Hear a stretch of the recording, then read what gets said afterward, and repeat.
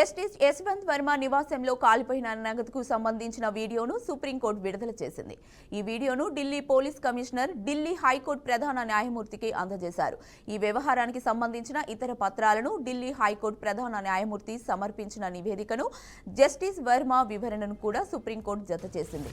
Supreme court విడుదల చేసిన పత్రాల్లో ఢిల్లీ హైకోర్టు ప్రధాన న్యాయమూర్తి నివేదిక, జస్టిస్ వర్మ వివరణ, ఇతర సంబంధిత పత్రాలు ఉన్నాయి. తన నివాసంలో పెద్ద మొత్తంలో లెక్కల్లో చూపని నగదు కాలిపోయిన స్థితిలో బయటపడిందన్న ఆరోపణలు జస్టిస్ వర్మ ఖండించారు. ఈ దృశ్యాలు తనను ఉద్దేశపూర్వకంగా ఇరికించే కుట్రగా ఆయన అభివర్ణించారు.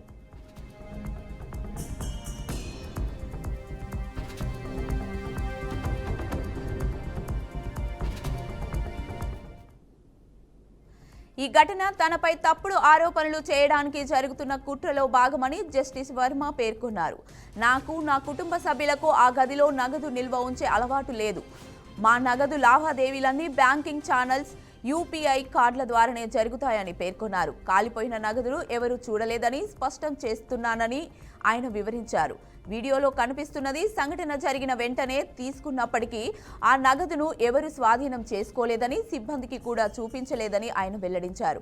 ఈ విషయంపై జస్టిస్ యశ్వంత్ వర్మకు ప్రస్తుతానికి ఎలాంటి న్యాయపరమైన పనులను అప్పగించవద్దని ఢిల్లీ హైకోర్టు ప్రధాన న్యాయమూర్తిని ఆదేశించారు.